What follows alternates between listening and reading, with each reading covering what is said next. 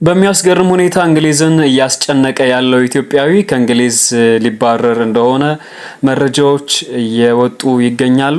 ይህንን መረጃ ማደርሳችሁ ይሆናል። ከዛ በፊት ለቻናሌ አዲስ የሆናችሁ ፎሎ፣ ላይክ እና ሼር እያደረጋችሁ እንድታበረቱኝ በትህትና ጠይቃለሁ። በጾታዊ ትንኮሳ እስር ተፈርዶበት በስህተት ከተለቀቀ በኋላ በድጋሚ በቁጥጥር ስር የዋለው ኢትዮጵያዊ ስደተኛ በዚህ ሳምንት ከሀገር እንደሚባረር የዩኬ ፍትህ ሚኒስተር ዴቪድ ላሚ ተናገሩ።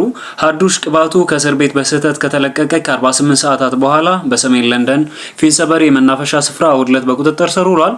ሀዱሽ በኢፒንግ ስደተኞች በሚቆዩበት ሆቴል እየኖረ ሳለ የ14 ዓመት ታዳጊ ላይ እና አንዲት ሌላ ሴት ላይ ጾታዊ ትንኮሳ በመፈጸም የ12 ወራት እስር የተፈረደበት ባለፈው ወር ነበረ። በስህተት ከእስር ቤት ከመለቀቁ በፊት ከሀገር ሊባረር በዝግጅት ላይ እንደነበረም ተገልጿል።